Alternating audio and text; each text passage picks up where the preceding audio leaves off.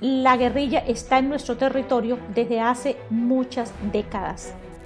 Ahí lo que hay en el fondo es un problema de negocios del narcotráfico y negocios relacionados con la poderosa industria del contrabando. O sea, finalmente era una pelea de negocios entre unos generales que querían quedarse con el negocio del contrabando, que es muy rentable en esa zona de Venezuela, en esa zona fronteriza. Que está muy bien que ataquen a la FARC de Gentil Duarte, pero también es necesario atacar a la otra FARC. Le está haciendo un favor y un servicio a la FARC de la Segunda Marquetalia. Ellos controlan el tráfico de personas, controlan la vida social allá. Estos ejecutivos petroleros, todos tenían que pagar coimas y comisiones a estas mafias, pero eso significó un negocio de casi 7.000 millones de dólares a las mafias. El ELN y FARC tienen capacidad de actuar en ambos lados de la frontera.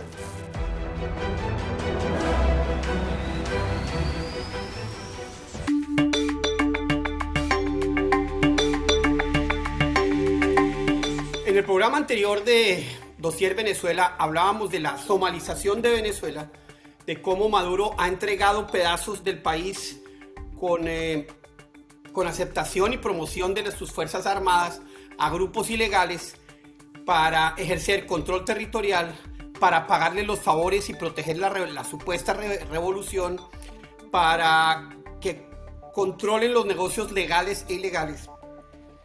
Y quizás uno de los más grandes negocios en esto es la minería ilegal. Hoy es casi tan rentable la minería ilegal como el narcotráfico.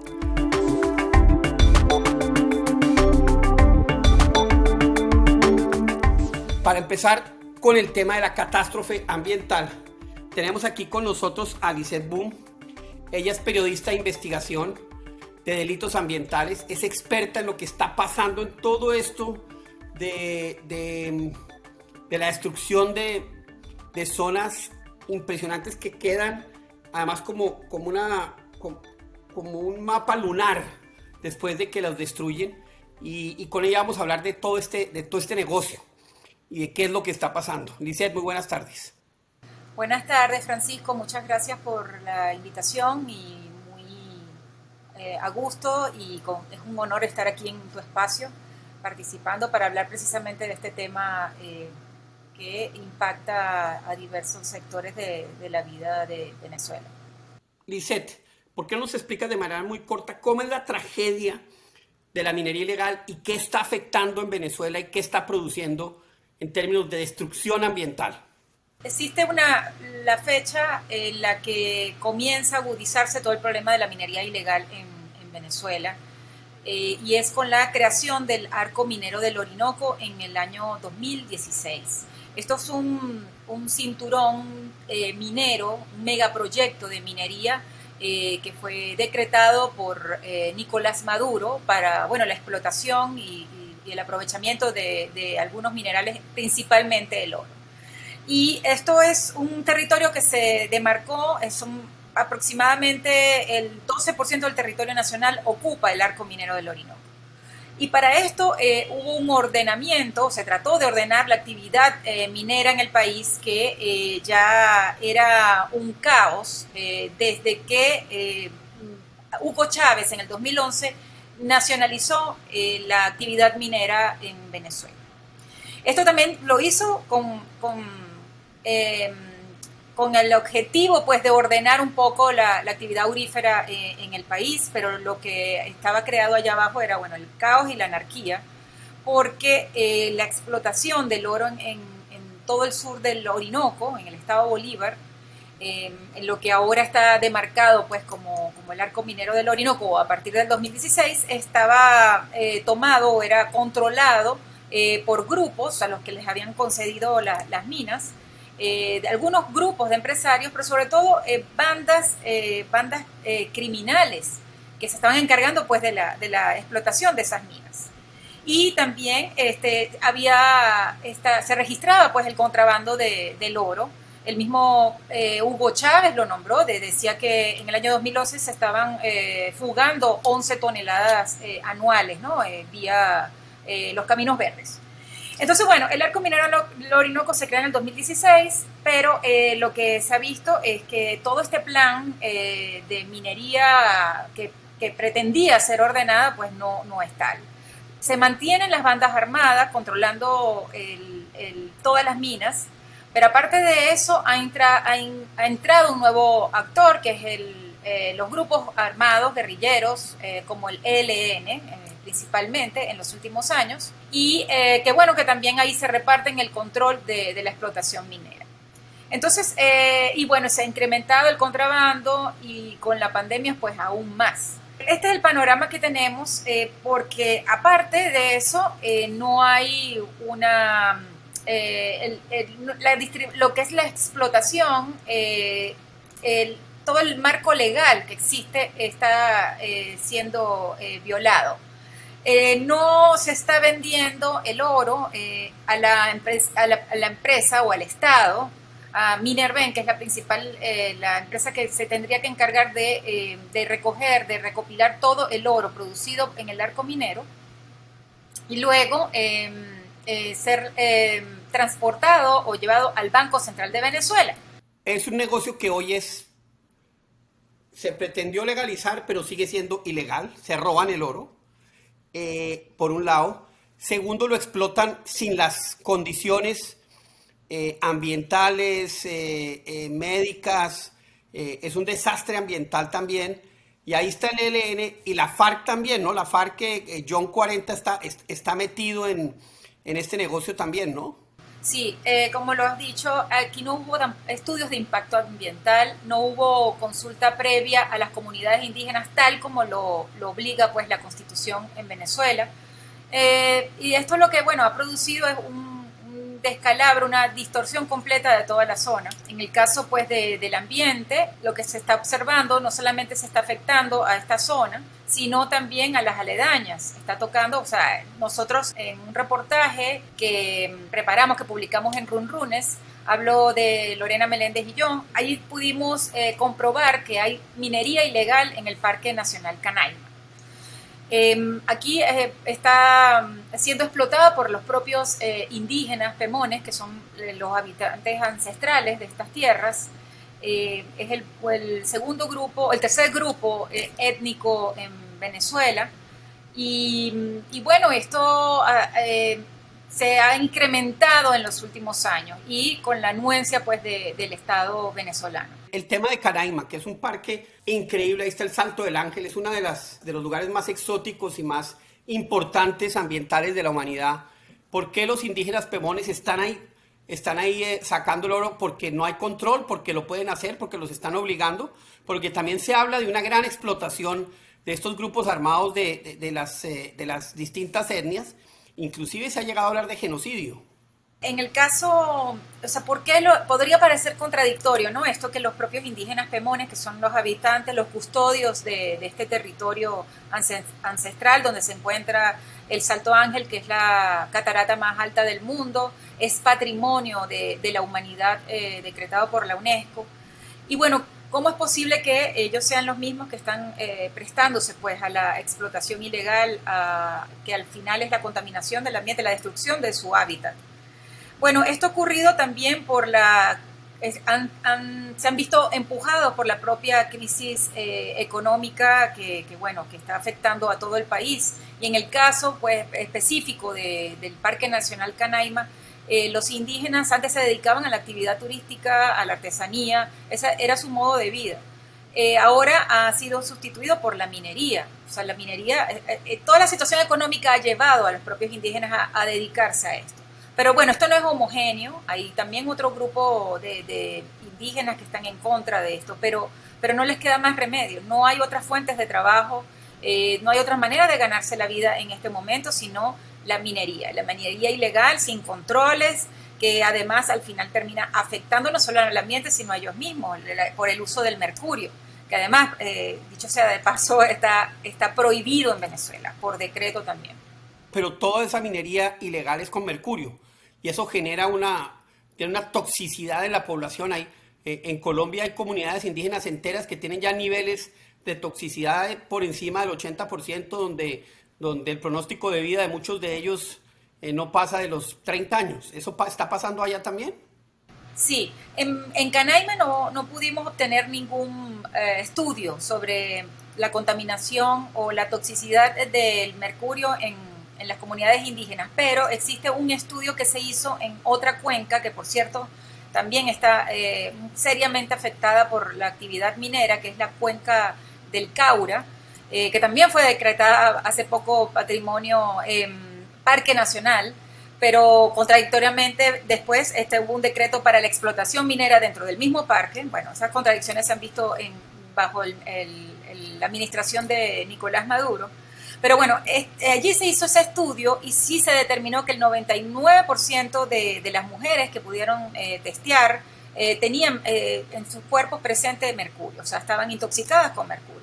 Entonces, bueno, esto es una realidad. Aparte de eso, toda la afectación que pueda tener la minería ilegal en este parque nacional podría también repercutir en la sedimentación de la cuenca del Caroní, que es la segunda cuenca más importante, más caudalosa del país después del Orinoco, y es en donde se genera o la que permite la generación de energía para el 78% o más del 80% del país. ¿Por qué? Porque toda la cuenca del Caroní desemboca en la represa del Guri, que es la que genera energía para todo el país. Y si comienza a sedimentarse, porque esto es uno de los efectos que tiene la minería ilegal, y además esta minería en la que se utilizan dagas y balsas mineras, que erosionan pues los suelos de los ríos, al final esto va a terminar, podría terminar sedimentando y afectando el funcionamiento de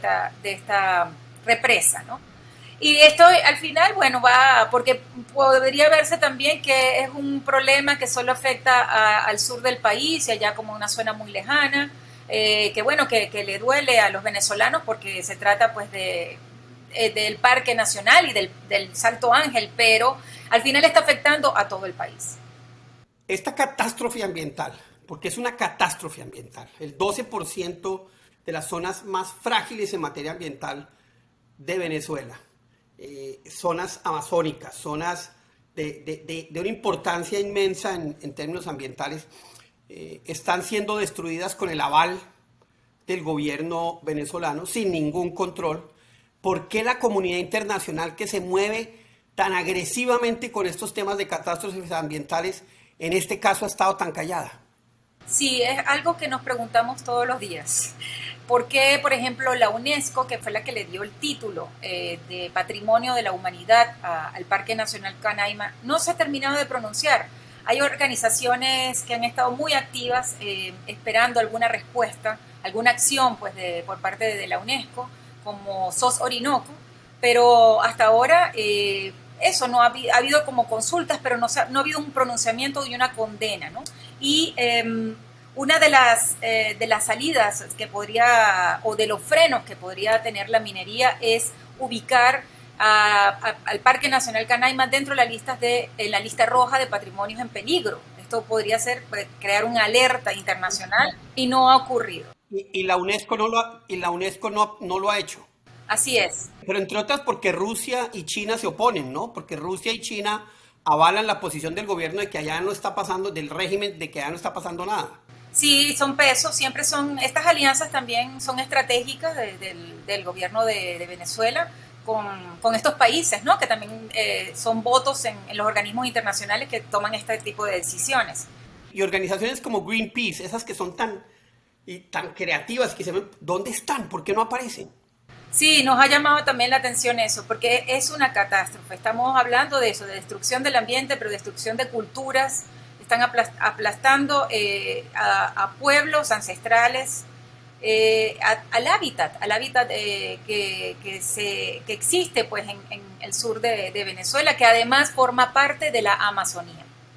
Es una parte importante, o sea, no estamos hablando de un bosque aislado, ¿no? Lorena, el otro tema es cómo se vende ese oro. Porque ese oro no está pasando por las arcas del gobierno venezolano. ese oro se está contrabandeando, salen aviones privados, se lava el dinero. ¿Quién se está quedando con ese dinero y qué países son los que ayudan a lavar ese oro de contrabando, que son cientos de toneladas de oro? Se puede también entender todo este manejo irregular del oro, bueno, por las mismas características de cómo se manejan el gobierno venezolano, ¿no? Sus cuentas. En el caso del oro, desde el año 2018 no se publican cifras de producción del oro. Esto más o menos, bueno, se estaba registrando, la última fueron como 9 toneladas que llegaron al Banco Central de Venezuela. Pero que además es el encargado, pues el máximo ente encargado de la autorización comercial del oro venezolano. Es quien decide cómo se va a comercializar allí. O sea, pero esto no está ocurriendo. Hay como dos caminos. Hay uno que es bueno por los caminos verdes, por la vía completamente irregular, el contrabando, que bueno, son a diario salen avionetas, es una de las vías principales de fuga, las avionetas privadas, y también aviones comerciales que sacan el oro, sacan a cierta cantidad prácticamente todos los días o con mucha frecuencia vía Aruba y Curazao. Eso también lo pudimos rastrear nosotros en el trabajo que hemos hecho. En Aruba y en Curazao se está lavando, es la primera etapa del lavado de oro. Sí, por esa vía con destino a Dubái y Turquía, por ejemplo. Lo que vemos es que estas islas del Caribe neerlandés, que ellas fungen, bueno, de ser lugares de tránsito de esta mercancía, en realidad están lavando el oro venezolano, porque ellas registran, o sea, las islas, las aduanas registran como propio la producción del oro que proviene sobre todo de Venezuela. Allí es, digamos, legalizado y se registra como si fuese producción propia, cuando ni Curazao ni Aruba tienen ni refinerías ni minas. ¿Y por qué Holanda, que es un país serio, permite que eso suceda en Curazao y en Aruba? Hay un diputado un parlamentario holandés de los Países Bajos que ha estado reclamando al gobierno por qué no se ponen, no hay mayor énfasis en investigaciones y en poner un freno a esto, o por lo menos auditar este movimiento, ¿no? del oro venezolano, porque justamente puede salir de aviones comerciales. Ahorita no hay ruta, eso fue hasta el 2019, luego hubo un bloqueo que también decretó Nicolás Maduro hacia las islas del Caribe, a estas islas en específico, pero bueno, salían con aviones comerciales hasta ese momento y con aviones privados que llevaban el oro, allí se legalizaba, se pasaba como mercancía de tránsito, luego se iba a Holanda, viajaba en Holanda en un KLM, un avión comercial, para luego seguir su camino hasta Dubái o Turquía. Pero hoy salen aviones privados muy grandes con toneladas de oro directamente a Turquía y a Dubái, ¿no? Venezuela cada vez está más aislada, las rutas aéreas se han cerrado, pero se mantienen algunas rutas que, bueno, pueden decirnos mucho sobre estas rutas, pues estos trazos que está teniendo el oro. Uno de esos es Turkish Airlines, una aerolínea comercial. Hay vuelo directo Caracas-Estambul, ruta que no tiene muchas capitales de Latinoamérica, pero bueno, Venezuela sí, y allí también nosotros con nuestras investigaciones, Lorena Meléndez y yo, hemos detectado que sí existe también ese transporte en vuelos comerciales, incluso también por Copa, por Panamá, cuando estaba también esa ruta abierta. Ahora, recientemente se abrió una línea de ruta de carga de la principal aerolínea oficial, que es Conviasa. Está dedicada, ahora no hay vuelos comerciales, pero solamente para determinados destinos, pero está esta ruta de carga en un país que está en quiebra. No estamos muy seguros cuál será la mercancía que están exportando y transportando desde Venezuela hacia esos países. O sea, hay vuelo directo de carga de Venezuela a Turquía. Hay vuelos de carga y hay vuelos comerciales que también en esos vuelos comerciales va oro. ¿Y quién recibe ese dinero? Porque como ese dinero es negro, como ese dinero no entra a las arcas, ¿quién se está enriqueciendo con ese dinero del oro y de la minería ilegal en Venezuela? En esta red participan muchos actores, o sea, desde el minero artesanal, que bueno, al final es el eslabón más débil en esta cadena, el más perjudicado, porque incluso tiene que pagar un porcentaje a las bandas pues, que controlan las minas, como una especie de impuesto que tienen que pagar por cada gramo que logren conseguir explotando aquí las minas en el sur en el arco minero del Orinoco. Pero luego están los transportistas, aquí bueno, entran desde privados hasta bueno, transporte o participación en la custodia de militares, que son los principales que tienen que custodiar todo el transporte, sobre todo el terrestre. Luego están, los transportes en los que participan, que prestan los aviones para transportar la mercancía. Hay también empresas, porque claro, el oro podrían llevarlo a nombre de empresas comerciales, de exportadores, pero de dudoso origen. Nosotros también conseguimos un cargamento que fue sacado pues de Venezuela a nombre de una empresa que era una empresa fantasma, una empresa de maletín, que no existía. Esto contenía la aprobación del Ministerio de Desarrollo Minero Ecológico, que así se llama el Ministerio de Minas acá en Venezuela, con esa aprobación y con la aprobación del Banco Central de Venezuela. Una empresa que no tenía antecedentes ni tampoco experiencia pues en la exportación de oro. Entonces, aquí, y luego están en las mismas aduanas de los países de tránsito. Es algo que ellos defienden como una práctica completamente legal. Luego están los traders, son los comerciantes que colocan el oro. Hay traders, hay casas que se encargan de captar el oro, y de estos países donde no hay regulaciones, y luego lo colocan en el mercado.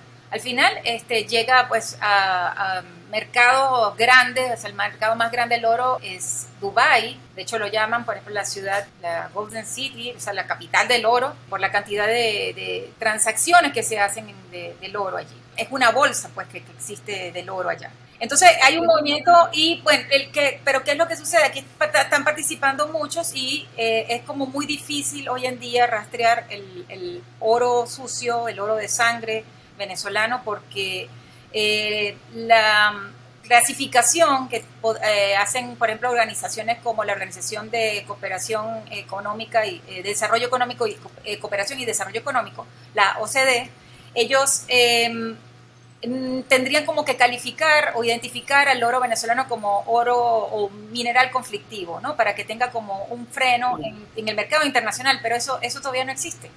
Todavía no existe porque es todavía muy vago y ambiguo toda esa normativa, ¿no? El ELN y las FARC están muy metidos en el negocio, cobrando impuestos, controlando minas, de la mano de los militares. ¿Qué tanto han hecho ustedes un estimado de cuánto pueden estar recibiendo esas organizaciones por cuenta del oro ilegal? ¿Hay algún estimado económico?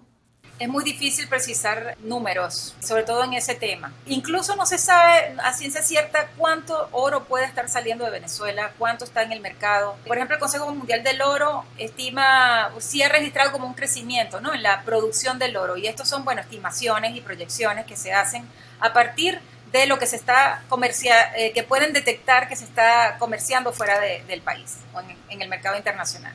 Entonces, comenzó como en 23 toneladas al año y ahora ya van casi por 27. Otras organizaciones han hecho un cálculo de 80 toneladas de oro que podrían estar saliendo. Pero ¿cuánto podría ser la comisión pues, que estaría cobrando estos grupos irregulares en este comercio ilícito? No tenemos ese número. Tenemos ese cálculo.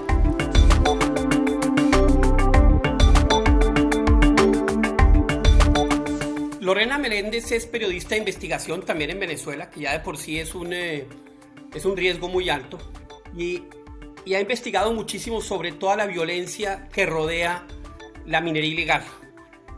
Hablábamos con anterioridad sobre cómo es el negocio, cómo se lava, quién está, la FARC, los militares, el ELN, los indígenas, pero toda esta cultura de ilegalidad y toda esta ilegalidad en un negocio tan grande, pues ha generado muchísima violencia.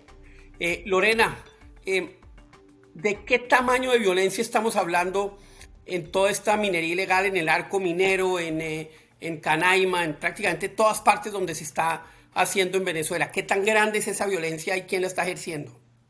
Estamos hablando de decenas y decenas de muertos, de quizá más de un centenar de desaparecidos dentro de las minas. Y esto es un drama que impacta mucho al país, sobre todo porque todo este movimiento minero que hay hacia el sur del país ha generado precisamente una migración de personas que no consiguen poder vivir en Venezuela con los bajos sueldos, con los bajos salarios que hay acá. Una de las salidas que escogen es precisamente irse al sur del país, trabajar como mineros allá, y muchas veces desaparecen, o sea, no queda ningún rastro de ellos, y es un drama sobre todo para las familias. Nosotros hemos registrado varias masacres acá en Venezuela.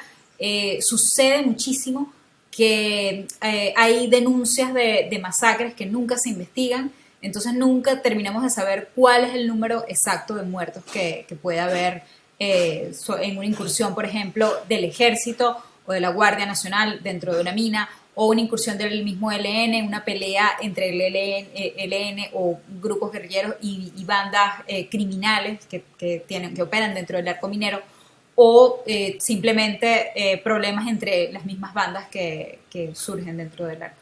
Precisamente hacia allá quiero ir, Lorena. El ELN y las FARC controlan una parte. Los militares generalmente no controlan, pero reciben plata y intervienen en el negocio. De hecho, dejan operar a los criminales. Hay organizaciones criminales también allá dedicadas eso es un desorden, ahí no hay ley. ¿Qué tan metidas están las FARC y el ELN en el negocio de la minería ilegal? ¿Quiénes son los que están metidos y han registrado masacres? ¿Han hecho masacres allá? Tanto FARC como ELN están desplazando poco a poco a las bandas criminales. De hecho, aquellas bandas criminales que operaban desde, digamos, inicios de todo este desorden de la minería ilegal que empezó en el año 2011, están desapareciendo. Bueno, muestra de ello es que precisamente desde el Ejecutivo han empezado a hacerse operativos para capturar a los cabecillas de estas bandas. En el año 2018, por ejemplo, hubo un despliegue llamado Manos de Metal, en el que se liberaron varias órdenes de detención contra estas personas que anteriormente eran aliadas del gobierno. Es más, hay pruebas de que personas, o sea, de estos cabecillas, tienen fotografías, tienen imágenes con personeros del gobierno, con gobernadores, con alcaldes de la zona. O sea, había una verdadera alianza entre estas bandas criminales y entre el gobierno local y el gobierno nacional. El gobierno local, el gobierno nacional y las fuerzas armadas de Venezuela están abriendo las puertas para que el ELN y las FARC crezcan y pongan más orden como un parestado, pongan más orden en el tema minero. Es correcto, eso es precisamente lo que están haciendo. Ya las bandas criminales no responden quizá como ellos querían antes, no son tan obedientes como lo eran anteriormente, y a partir de 2016 comenzó poco a poco un desplazamiento de estas bandas. Digamos que una de las masacres que marca este cambio es precisamente la masacre de Tumeremo en el año 2016, en marzo de 2016. Hubo 17 muertos allí. Oficialmente fueron 16, pero en Runrunes, en el sitio donde yo trabajo, logramos registrar una víctima más. Y se consiguieron, o sea, la presión de los medios fue tal, y la presión de los mismos familiares fue tal, que lograron conseguirse los cuerpos, cosa que no sucede en la mayoría de las masacres. Esto no pasa. O sea, denuncian muchas masacres y no aparecen los cuerpos y nadie investiga. Exactamente. Lo que pasa es que en aquel momento, en esa masacre, la gente, los familiares salieron y trancaron la vía que conecta a Venezuela con Brasil. Y esa tranca fue tan enorme, tan importante, e hizo tanto ruido que obligó a los medios a irse para allá, a irse a la zona, que es una zona muy peligrosa, y desde allá pues empezaron a escucharse las voces de las mismas familiares. Al principio, de hecho, cuando hubo las primeras denuncias, el gobernador lo negó completamente que hubiese una masacre. Y al final pues terminaron, como decimos acá, con las tablas en la cabeza, asumiendo que sí había habido una masacre y encontraron incluso los cuerpos. ¿Quién hizo esa masacre? La hizo precisamente un PRAN, lo que llaman un PRAN de allá, un jefe de una banda criminal apodado El Topo. El Topo era un señor ecuatoriano que se había venido acá a Venezuela y que desde hace años trabajaba en las minas y había tomado el control de varias minas, y lo asociaban a quien era el gobernador en aquella época, que era un chavista de apellido Rangel Gómez, ahorita en México. Asociado con él, de hecho, muchas veces la tesis que surgió en ese momento es que el mismo Rangel Gómez había pedido que mataran, le había pedido al Topo que matara, que asesinara a estas personas que se habían ido a lo que llaman aquí una bulla. Una bulla es como un yacimiento precario que se descubre porque descubren que hay oro en una zona y empieza la gente a irse para allá. Esto causó ruido, adicionalmente había empezado entonces a armarse el arco minero, o sea, se había decretado el arco minero, y lo que querían básicamente era limpiar la zona para que quedaran las bandas criminales y las personas solamente que trabajaban directamente con estas bandas. Al no poder hacerlo, y para lograr una mayor limpieza, empiezan entonces a meter al ELN y a la FARC. Sobre todo el ELN está en la zona de Bolívar, en el estado Bolívar, que es donde está el arco minero, y las FARC tiene un despliegue importante hacia la zona de Amazonas. Este es el estado de Amazonas, un estado, por cierto, en donde está prohibida la minería, pero una minería que existe e incluso se hace en parques nacionales en donde está totalmente prohibido hacerlo. ¿Cómo es ese enredo? Gobernadores, fuerzas militares, gobierno nacional, FARC, ELN, organizaciones criminales. ¿Cómo se reparten ahí el poder y cómo se reparten esos recursos ilegales? ¿Y quién es el ordenador de ejecuciones de esta tragedia humanitaria que hay por cuenta de la minería ilegal? Si vamos al ordenador de ejecuciones, tenemos que hablar de las motivaciones que hay para hacer estas ejecuciones. En este momento lo que se está haciendo es un desplazamiento de bandas por guerrillas, y entonces lo que hay es precisamente enfrentamientos entre grupos irregulares y bandas criminales. Por eso el año pasado, incluso en plena pandemia, hubo varios enfrentamientos. Anteriormente, digamos por los años 2016, 2018, veíamos que había muchas matanzas por parte del ejército. Era el ejército incursionando dentro de las minas y asesinando a mineros, daba igual si eran de bandas criminales o eran simplemente personas que eran mineros de allí. De hecho, la denuncia en aquel momento era que quienes morían eran sencillamente los mineros, los mineros que no tenían que ver con bandas criminales, pero bueno, de alguna manera el ejército trataba de hacer ver como que estaba haciendo su trabajo y estaba limpiando la zona.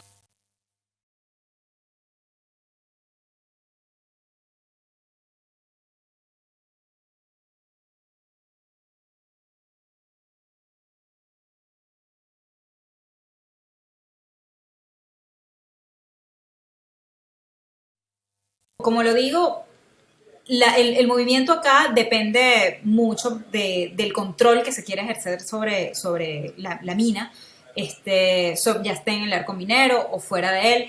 Y lo que se quiere es precisamente lo que se quiere desde el Ejecutivo, o desde el gobierno, o desde las personas, o las personas más poderosas que están a cargo de la minería, es que haya un control. Y siempre la motivación va a ser precisamente el control de la zona. ¿Usted ve que que en el mediano plazo el ELN y las FARC estén controlando, haciendo como el control de gran parte de la minería ilegal, que entonces aquí en Colombia lo tienen. En Colombia hacen una parte importante del control en las zonas de minería ilegal. ¿Usted ve al gobierno o al régimen con las FARC, con el ELN, desplazando a todos esos grupos y generando control en la zona minera?